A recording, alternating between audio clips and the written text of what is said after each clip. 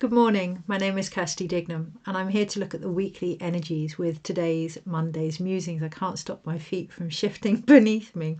The truth of the matter is, full disclosure, I'm actually recording this the day before the Equinox on the 21st of September, the same time we have the solar eclipse and new moon in Virgo, or at least tonight.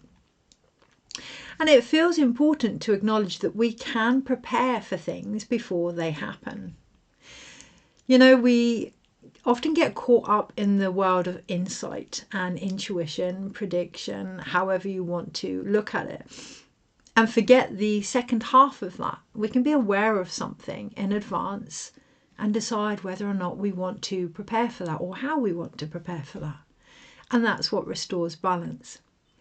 I find it beautifully ironic that today I am recording on not only the new moon, not only the solar eclipse, but also International Day of Peace, a day before we restore harmony and balance by stepping more into the darkness, where I am in the UK at least, or for others going more into the light. Either way, acknowledging where we may be lacking in one of those energies in order to bring back harmony, fullness, completion, wholeness.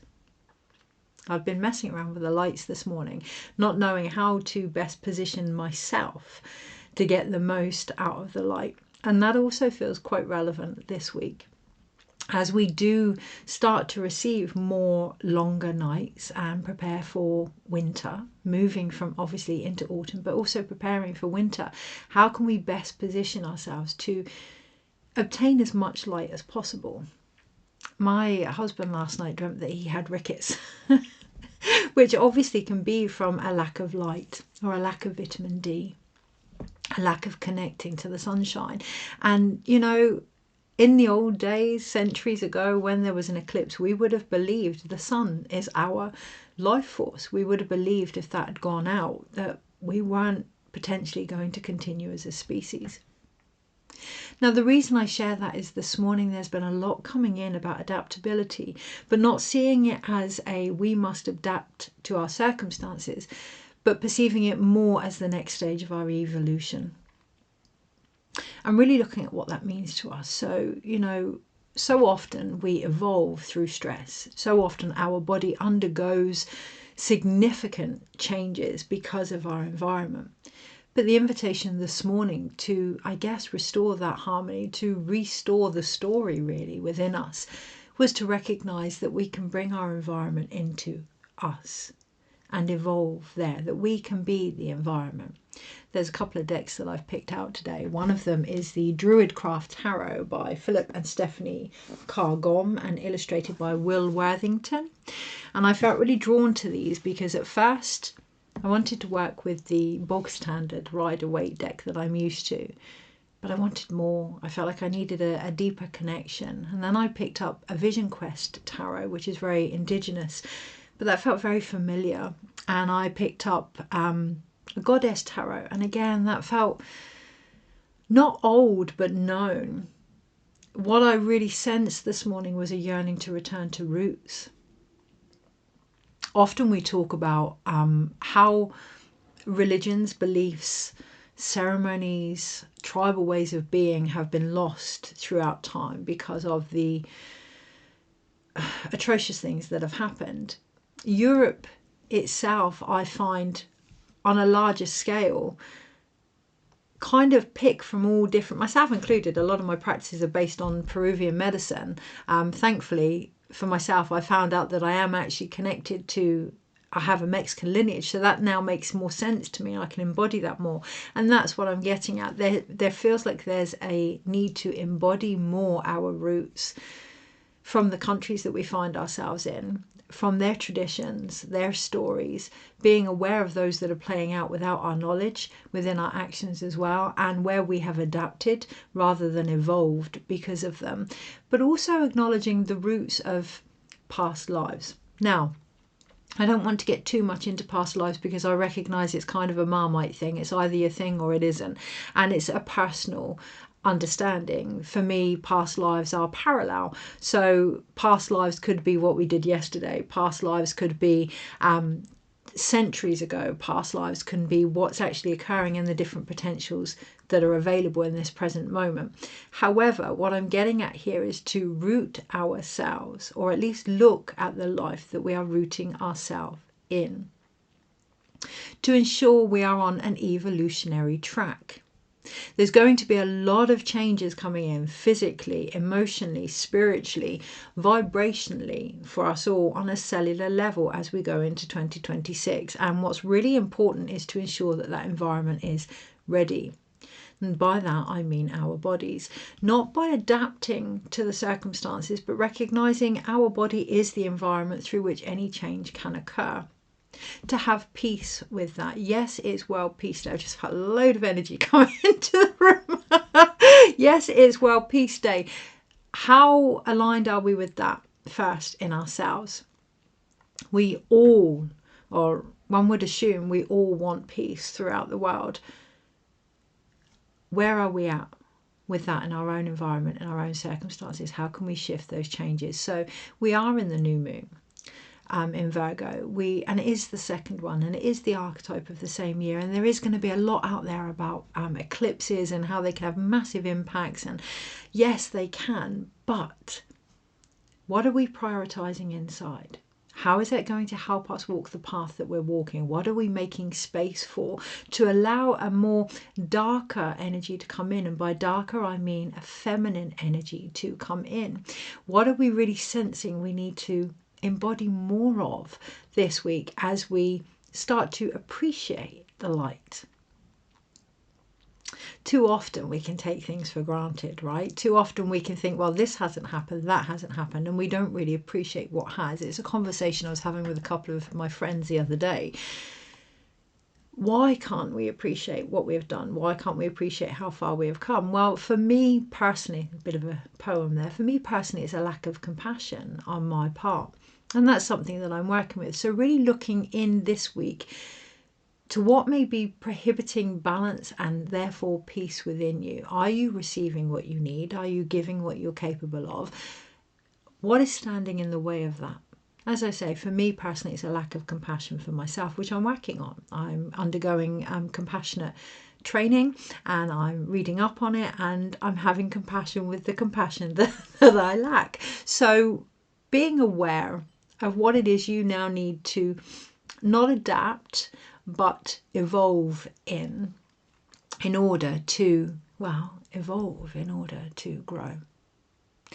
Is there anything else to add to this video before I go into the weekly energies? Really feeling into what energy you want to connect to. So as I say, with the tarot cards, there was a plethora of choices, and I felt resonance with all of them. I felt familiarity with all of them. I felt stability with all of them.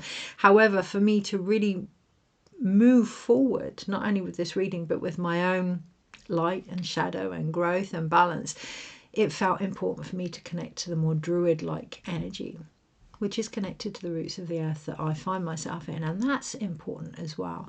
How connected are we to the land that we are part of? Do we involve that in our practices? How connected are we to our ancestors and those that walked before us? Do we acknowledge them, on a regular basis? We have obviously the thinning of the veil and All Hallows Eve and the Day of the Dead coming up, and Halloween. That it's all coming, and the veil is getting thinner. The other night I dreamt that the timelines had split through the sky, and that there was a dome built over different places around the world, almost like a protective dome, but that there had been a split, and the split was the veil that was coming. For those that are that way inclined, the veil is always thin, but many of us will feel it more as we go into these energies. So how connected are we to the land, to the ancestors, to the seasons, to the turning of the wheel? Next year, as we go into 2026, we do have the energy of the wheel coming in, the Wheel of Fortune. Ironically, it's the card that's on the top here as well, before I even shuffle the deck, right? How connected are we to that wheel, to change, to evolution, to our own flexibility? The other thing that came up this morning, Six of Pentacles underneath. The other thing that came up this morning while I was journaling was the beauty of allowing that flow, having the structure of journaling, having the routine of journaling every day, but within that structure, allowing there to be flexibility. And that's really important. When we think of the Virgo energy. It's very grounded, it's very embodied, it's very constructive. It can be a little bit OCD, a little bit analytical, a little bit of a perfectionist, because it can get too rigid. Change can't happen if we're too rigid in how we believe that should be. Okay, so, you know, the lack of compassion for myself in circumstances is because this is where I believe I should be. I've done X, Y, and Z, this is where I want to be. And that, although it can be a wonderful, ambitious alignment for us, having flexibility with that too. We often talk about the highest good, but when these ideas come in from something that is far greater for our potential, we can question it because it doesn't align with what we thought we wanted or what we thought we needed. So this week, having routine is so important, but having flexibility in that routine as well to allow the routine itself to evolve. Why? One of the things that came, or two of the things that came up for the energies this week, the phrase I keep hearing is an attraction for distraction. And the other thing that came up was like this penny drop moment for myself, that boredom often is a different face of fear. Allowing ourselves to have that silence, to come into that darker, feminine, elderhood, that's the other word that's been coming through, elderhood type wisdom, where everything seems to come back into completion for us. That's what this year was all about, allowing those memories to come back of ancestors, of our own wisdom, of the land that we walk, to bring us back into fullness and wholeness. And recognizing when we don't want to do that, when we get bored, when we get agitated, it may come from an old way of being. It may come from initiating drama or stress or distraction or a lack of peace in order to promote change. It doesn't have to be that way. Now, if it works for you, it works for you. If it doesn't, then it's our responsibility now to bring in a different modality of being for the species that we are. There is huge ascension energy coming in, but we are in the time of Pachacuti. We are in the time of the world on its head, you know, heaven to earth, within and without. Those changes can only occur if we allow time for integration of them. Having that routine, being flexible with it, noticing when you go off track, what the attraction is, what it's actually distracting you from. I know that I can get easily distracted from the more grown-up, mature, feminine in me that wants to take a bit more center stage. Because, yeah, it's not familiar, or it's uncomfortable, or it's adapting to our environment. Recognizing that that is our environment. These things that we feel when we feel grounded and embodied is our environment. Peace is our environment. The human body, I was talking to someone the other day with a soul healing, and we were talking about healing and different modalities. For me personally, coming from a medical background as well, all of these modalities do what the human body knows how to do, which is to restore homeostasis or balance. When we can feel safe enough in that environment, the body knows what to do to heal itself. It knows the nutrients it needs. It knows the oxygen levels that it needs. It knows the blood that it needs. It knows, you know, on a cellular level, it has a core remembering in how to work in its environment for the being of its own environment that it is. We are our own landscape here, our own miniature worlds, you know, the micro within the macro. This week, ensuring that we can find a space safe enough to allow our body to do what it is here to do. Now, you may find that sitting still with that, or meditating, or whatever that may be, you know, the usual ways are no longer working. So it's an invitation to explore different ways of doing this. Yesterday, I felt huge emotions. Yes, it could be the eclipse. Yes, it could be X, Y, and Z, but there's also a lot going on. Huge emotions moving through me, and they were a bit too much to sit still with, so I crafted. Generations ago, this is what we would have done. We would have sat in circle, we would have crafted, we would have knitted, we would have cooked, we would have danced, we would have connected to the land. And that ceremony, for the sake of ceremony, is missing in our society. You know, we're great at celebrating weddings or being present at funerals.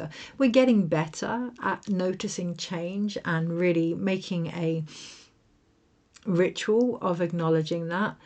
The compassion part for me can easily be brought through in ceremony, like us all, taking that moment every time we have, oh, I should be here, or this should be happening. I don't feel peace, I feel worried, X, Y, and Z. Taking that moment in sacred space, which is just ceremony, sacred space, just a moment to say, I'm out of normal situation and time. I'm embodied in my own being for the sacredness that that brings. And start to bring that more into our everyday life. Rather than separating it, rather than having to go to a class to meditate, rather than having to separate from the thing that has caused the stress, bringing the stress into that calm place is the invitation that we're all going to feel more as we go into 2026. Is there anything else on that? Well, we could go on forever on that. And there is that temptation this week as well to continue to go over things that are still the same thing underneath it all. So my advice this week before we look at the cards would be to look at where are we out of balance? What are we trying to avoid in our distractions? What are we hoping to gain? How can we embody that and place it into our everyday routine, but with a bit of fluidity as well, so that we can maintain space? This new moon is about what are we making space for as well. It's not about what are we letting go of as such. It's about what are we bringing back that we are completed with, that we can now make space for something in addition to that. Yeah, the icing on the cake kind of thing. Okay, so energies this week and how to best navigate them. First and foremost, prioritizing. So as I say, this video is a day early because tomorrow I'm busy with my family, prioritizing, holding space for them, being with them in a time of need and balance and justice. Prioritizing doesn't mean one situation goes without, and we really need to get our head around that. Prioritizing, especially with our own self energy, prioritizing means putting things into order and being flexible with them, so the video can be done today so that I can be with my family tomorrow. And that's the beauty of any predictions or tapping into the potential. We can move things around. It reminds me of a film that Tom Cruise was in. I can't remember. I think it might have been Mission Impossible, might not have been, where he's moving things around on this board and creating with it. We don't have to create linear, okay? We create in cycles. We create in an infinite loop of potential. So move things around. If things aren't going as planned, move things around. How can I move that to that and that to that? How can I make sure that I can get everything I need to get done this week in a more creative, expansive fashion? When we become too rigid in our routines or how things should be, oh my, the amount of stuff that we limit and push to one side because it has to be a certain way. You know, if in relationships we think we need X, Y, Z and we refuse to let anything else in, we could be really missing out. Now, that's not to say don't dream. The other deck that I have here is the Shaman's Dream Oracle. That's not to say don't dream, but allow your dreams to be dreams. Allow them to reach their fullest potential by, with curiosity this week, expanding your own perspective of them and yourself in the outcome. Then we have the Hanged Man at the bottom of the pack. Okay, so I'm not going to reshuffle. It's almost like I wanted to reshuffle there because it's like, well, we have the Hanged Man at the bottom of the pack and, you know, there's that Christ consciousness energy again. And I will say it again because it kind of feels like there's been some real buzzwords in over the last few years, the feminine, the sacred masculine, the Christ consciousness, and sometimes they've fallen on deaf ears, or sometimes, myself included, we've said them and not fully embodied them, and they may not resonate with us as much as they normally do because it's wanting more now. It's one thing to know about the Christ consciousness, it's another thing to be it, to feel it, to see it in our world, and sometimes that's really lacking, right? Sometimes it's spoken as a mask. So being very aware of that this week, being very aware where we are saying something but doing the opposite, being honest with some humility. We're human, although I do hear the song I'm Only Human, and that not being an excuse. We are here to evolve in our own humanity also. So looking at where compassion has been a clause to get out as well. Really balancing that, really balancing, the gentle, soft energy of the feminine. I was talking to a woman the other day during a soul healing as well, about the feminine, about the archetype of the feminine, and how for centuries we've really downplayed the fact that the feminine are hunters also. If you look at every other species in this world, they're hunters. Now, I have nothing wrong with being a housewife. I adore it. I need balance. I do need balance. I adored raising my son. I love cleaning and cooking. I'm actually one of those strange people that really love that because I have a Virgo moon. I love all of that. But I need balance, and I need excitement and spontaneity and work and drive and ambition also. In outside things other than my home and my family. It's not that they're not enough, it's just that I can hold more. I'm able to hold space for more, just like we all are. There is a part of me that remembers the hunter in me. There is a part of me that remembers, you know, we talk throughout society that, well, men will sow their oats or men will do X, Y, and Z. Women have been, and I don't want to get on my soapbox here, it's more about the feminine. The feminine has been either completely independent, strong, doesn't want to get connected to anything, hyper independent almost, or so gentle and receptive that it needs saving. And that perspective needs to change by acknowledging, women in particular, when we get that yearning for more, not to downplay that, not to placate that. We are creative vessels, allowing that energy to come in. So if the Christ consciousness isn't doing it for you anymore, okay, really feel into what could. Just like the cards at the moment, the energy that I know isn't doing it for me anymore. So there's a deep connection there, which I felt for some time actually, about reconnecting to my shamanic roots in the UK. You know, the Celtic shamanism and all that kind of thing in the UK and in Ireland, which is the other side of my family. So really feeling into that yearning, that ancestral calling within us, particularly in regards to the feminine, particularly in regards to what we want to create with, particularly in regards to what we're capable of as an environment. Okay, so energies this week. And again, I want to shuffle the deck, but there's resistance there. There's resistance to move on from the Christ consciousness. And it's a resistance, thank you, to move on from the Christ consciousness that we are aware of, which is the sacrificial Christ consciousness. In this deck, this man is strung up with rope all around his solar plexus, all around his diaphragm, all around his control power center, all around his soul lineage center. There's been crops harvested in the background, but he is gagged actually in this card in particular by the tree itself. He is gagged by the journey. The journey has left him silent and unable to control any outcome, unable to free himself. His path as well, his feet are tied to the tree, from the tree. Yes, we are tied to our ancestry, or connected. Let's look at this. Connected to our ancestry. We are not tied to our ancestry. So there's going to be a lot of ancestral healing anyway, obviously, as we go into the thinning of the veil. But recognizing we're not tied to our ancestry, we are connected to our ancestry. Acknowledging what we are choosing to take forward from our ancestry as well. Are we taking forward the wounds? Are we taking forward the lack of control, the inability to speak our truth? You know, we're not in those times anymore. I was sat with my husband yesterday and we saw a program that had the silent generation, a question about the silent generation. That was our ancestors, the silent generation. It doesn't have to be now, but acknowledging where we may have resistance to moving on from that. Tomorrow, one of the things I'm going to be involved in with my family is a game changer. And I feel that in my chest, a game changer for my whole ancestry, because we're all standing together having a voice against things, areas of negligence that have been ongoing for different members of our family throughout time. Having that voice, when we have that voice for ourselves, we're having that voice for our ancestors that have been and to come also.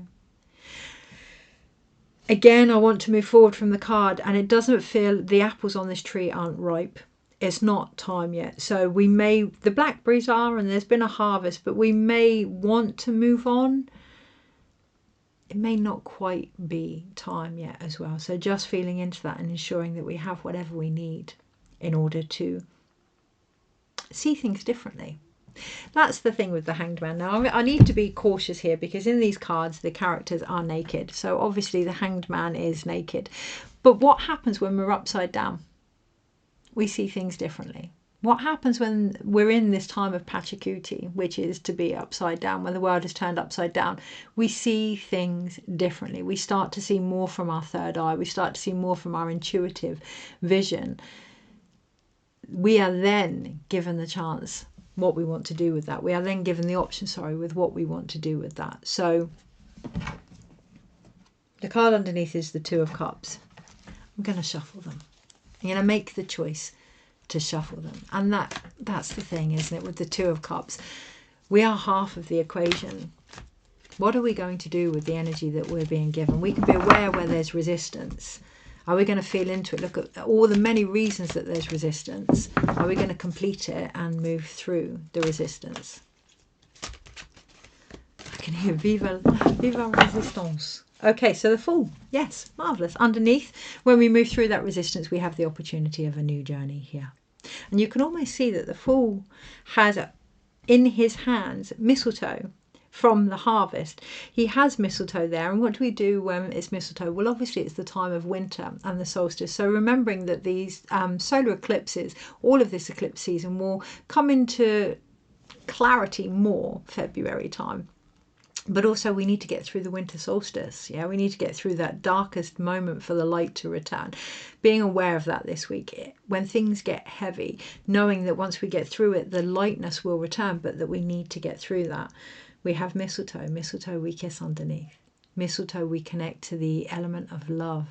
Mistletoe we unite with each other. Mistletoe we celebrate that energy. Every time things get difficult or uncertain this week, with particularly new ventures, feeling into the love, feeling into the connection, feeling into the celebration. Mistletoe is also an incredible feminine plant, so really feeling into the energy there and the celebration, the ceremony of mistletoe. Okay, energies this week: Monday, Tuesday, Wednesday, Thursday, Friday, Saturday, Sunday. Let's move them along. And it does feel as if we're being encouraged to move along this week. Oh, beautiful. Beautiful, beautiful. So overall we have the Seven of Pentacles. Now I want to show you, and underneath we have Justice, which is rebirth in this deck. I want to show you this. In the Seven of Pentacles, he's harvesting mistletoe. The Fool, the energy underneath it all, he's carrying the mistletoe. How can we carry forward what we have harvested this week? How can we bring forth all the wisdom that we have gained and use it to acknowledge our journey, but also move us forward on that journey? I've been very drawn to the dog and how the dog is looking at the character, being very drawn to that unconditional love. I know for a lot of people in a lot of decks, the dog can be the animalistic side of us, or it can be society warning us. But in this deck, the dog is just looking adoringly at the Fool and trusting. That part of us, that emotional animal part of us, trusting the journey, reconnecting to that. On the Monday, we have the Two of Pentacles. We have that balance, perfect card for the equinox, really. Restoring that physical balance here. Yes, in the background there are ships being destroyed. The waters are very emotional. There's a lot going on. The tree looks like it's going to fall off the cliff. There's nothing growing. It's very barren. But the character in the middle is balanced. The calm in the storm. The harmony that humanity needs from within us all. On the Tuesday, we then have the Two of Swords. So once we can get physically balanced, once we can still our body, now that doesn't mean to do nothing, but to find that stillness within us, to ensure where we don't feel safe, we provide that or have that provided for us, to ensure where we are, basic needs, guys. Hungry, eat. Warm, keep yourself safe. These are all the basic needs of the hierarchical Maslow's pyramid. So really, if you want to reach those moments of enlightenment or ascension or getting through something, getting through the day, basic needs. Am I being heard? Am I safe? Am I fed? Am I watered? Am I getting enough light? Restore that balance, because then on the Tuesday we have the Two of Swords. And we start to see where these indecisions are coming from. We start to see this resistance for what it is, uncertainty. Uncertainty. So finding a place to really connect to our roots. She's wearing the red here, finding a place to really connect to our blood, to our root chakra, to our cycles, to the essence within us. Being with that before we make any decisions, allowing that to be the decision. You know, we can go into something hot-headed and guaranteed we'll get a hot-headed response, or we can find the calm, go into something, and it may still be hot-headed, but we will remain calm throughout it, which will have a knock-on effect. Think of osmosis. Think of water within water, or, you know, when you walk in a room and someone is angry, how that can affect the rest of the room. This isn't woo-woo, this is physics, this is science, this is obvious. And so are the decisions on the Tuesday, if we can come back into a space of calm and clarity from within. On the Wednesday, we then have the Sun card. So we have that child from rebirth underneath it all that's waiting to come out, desperately trying to come out, being called out from within us, this inner child, this inner world. And on the Wednesday, we're going to start to feel that. Not only that, but we're going to start to feel the potential of next year as well, because it is the year of the horse, and it's the potential that's going to call us. It's the what things could be that's going to call us. And I really feel that in the third eye. It's the trusting the vision on the Wednesday to bring us the joy and then the courage to keep moving forward with that potential. I feel it in my throat. I feel it as if my throat is trying to be closed off, like there's so much to be spoken, so much to be heard, so much to be shared beyond what is. And yes, there is a lot of silencing going on, but none more so than our own with ourselves. Really watching our language and what we are communicating, not only to our bodies or our souls, but the cosmos and the consciousness, because consciousness is a living entity that we add or subtract to also. Ironically, then on the Thursday we have the Star card, and again these cards do portray naked people, and it's kind of like I have to keep reminding myself and the energies of that. This is vulnerable, this is naked, this is taboo like energy on the Thursday. How do we feel? How do we feel about that within us and around us? You know, are we ready to embrace that vulnerability, that beauty of being completely naked here, in order to get honest with ourselves, in order to recognize what we're carrying forward, in order to recognize what we now need to let go of. It does feel as if on the Thursday as well, Stonehenge is in the background, or there's a stone circle in the background. And it does feel as well on the Thursday, as the moon starts to grow, as the feminine light starts to show itself, there will be downloads, activations, remembrance. Yeah, the word remembrance is preferred, actually, because activations means something has stimulated it within us. And, you know, the way that we are normally, that takes stress or something outside of us. Downloads means that we are subjected to something and that it is outside of us. This is a remembrance, and we need to start realizing that everything that is happening to us is a remembrance within us. It is an emergence of who we are. Seeing the beauty of that in our naked, vulnerable state. And what I'm seeing is Adam and Eve, and this is why the apples aren't ripe. On the Hanged Man card, Adam and Eve, are we ready to consume that wisdom? Are we ready to feed from that wisdom of our body, of the tree of life, of what it means to be children of source, whether that's God or light or whatever, however you want to see that? Are we ready to admit who we are to ourselves? I am all for compassion, and it's an area I need to work on.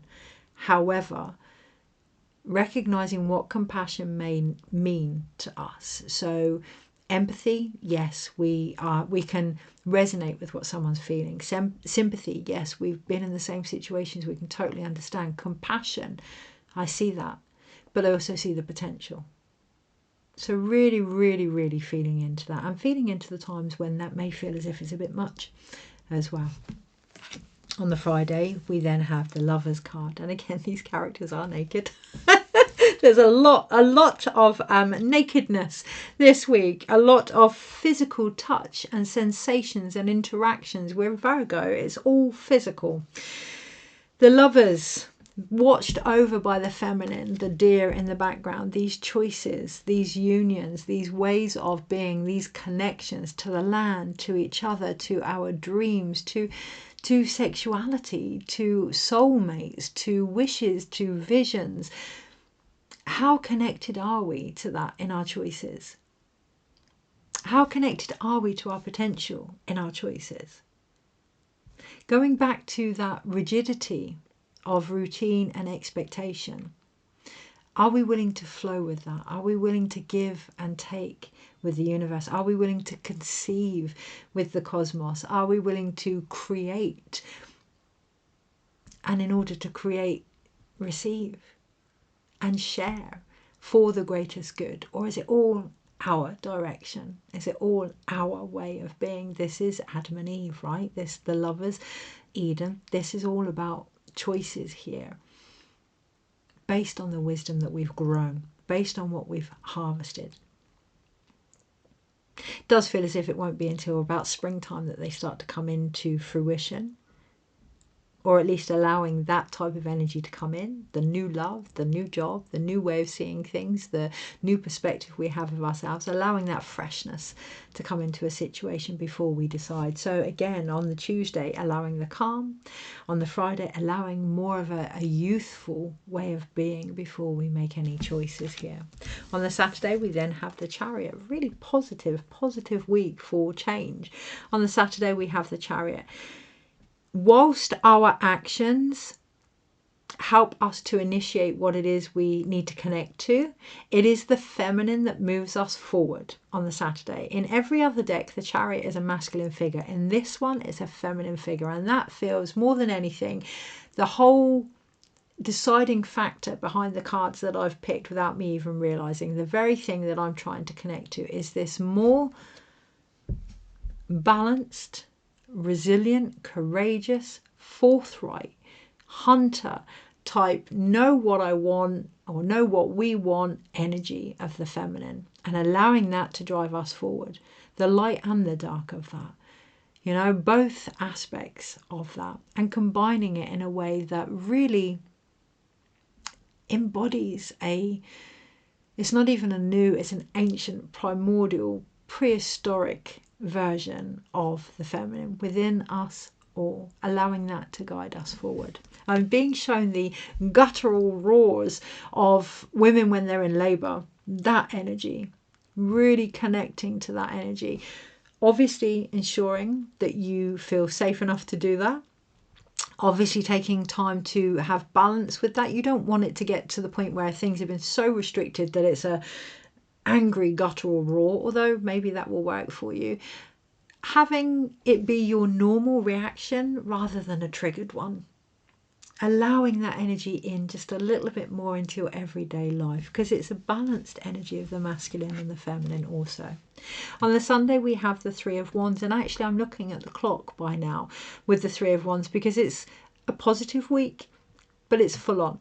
It's a full on week, and come the Sunday, it can be very much like, oh, what now? Can I just move on now? And there's growth there, there's potential there, there's a path there to do so. But is he willing to let go of the tree? It's that hanged man energy, right? Is he willing to let go of the tree, to see what has grown from it and the shoots that he's put in front, and start taking the path? Are we ready to move on? It does feel as if it will go more into the following week, but it does feel as if there's quite a push behind us this week, quite a strong, a lot of the cards are major arcanas, quite a strong fate driven, destiny driven push behind us this week. So let's break it down. We have 1, 2, 3, 4, 5, gosh, 6 if we count the Justice card as well. And it feels important that we do count the Justice.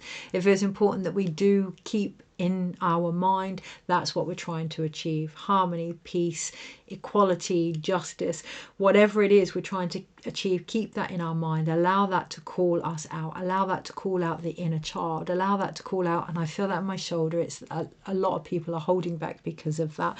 Allow that to call out the trauma, the pain, but also the acknowledgement that needs to be seen, that that part of us is now safe, that it is our prerogative to keep that part of us safe.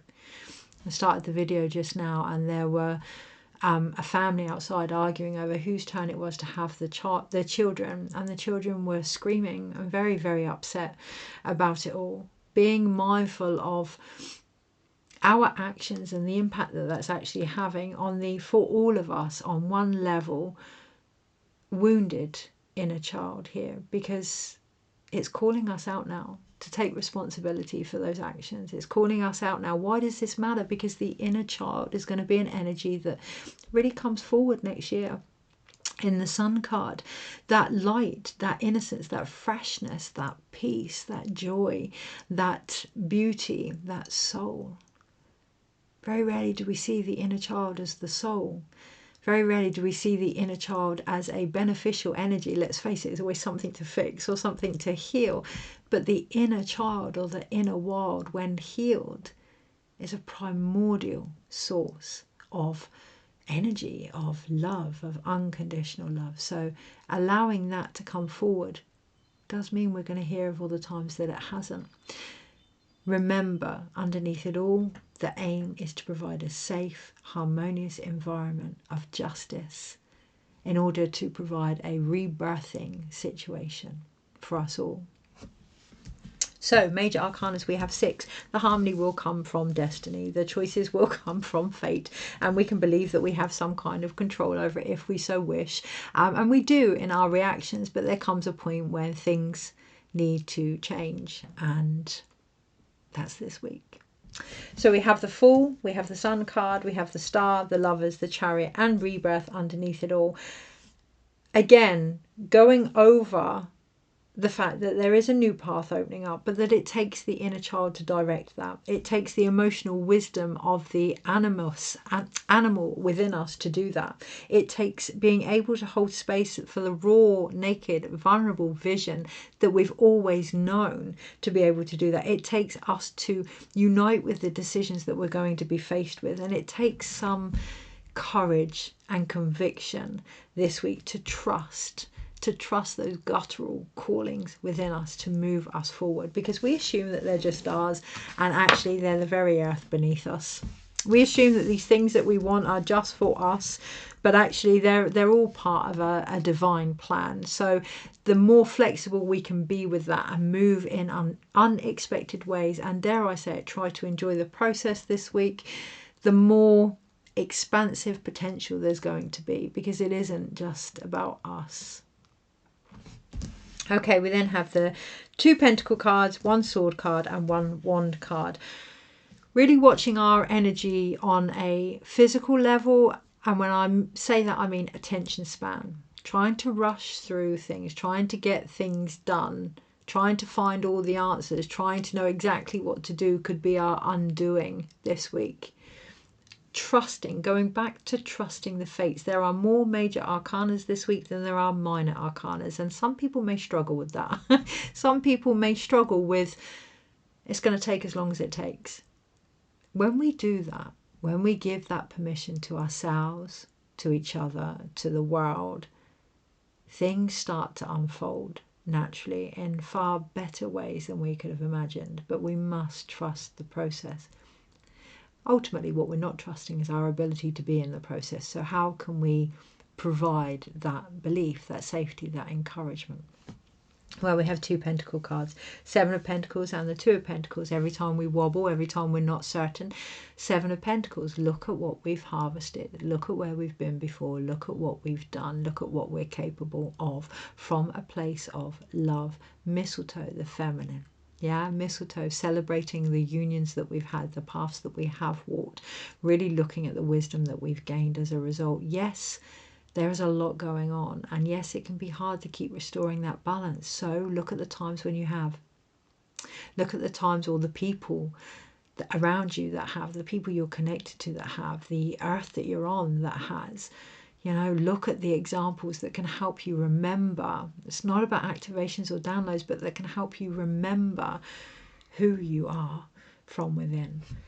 Or there is the attraction for distraction this week, and that's the Two of Swords. So taking responsibility for where your mind is, where your decisions may be undecided because you have split them, undecided because you have questioned them, undecided because you may have received the answer but not had the courage to follow that.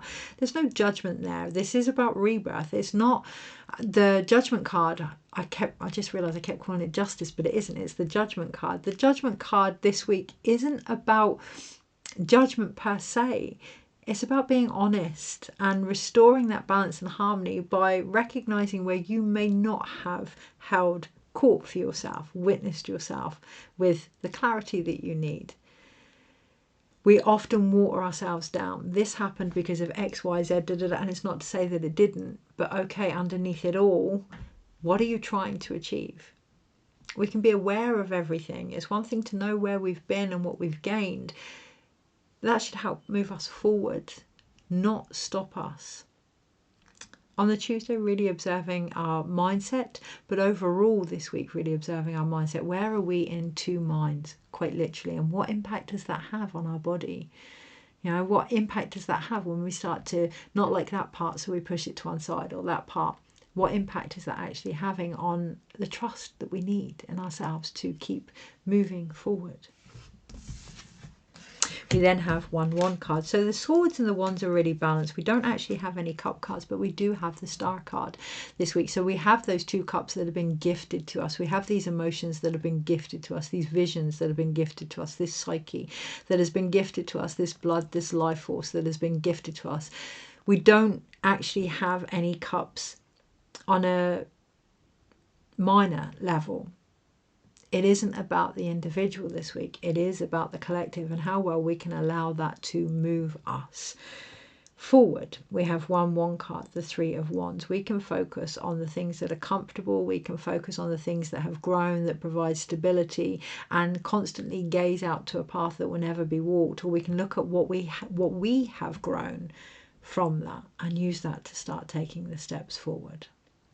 Okay, so what I'm going to do, 47 minutes, I'm going to pull one card from the Shaman's Dream Oracle, a deck by Alberto Villoldo and Colette Baron Reed.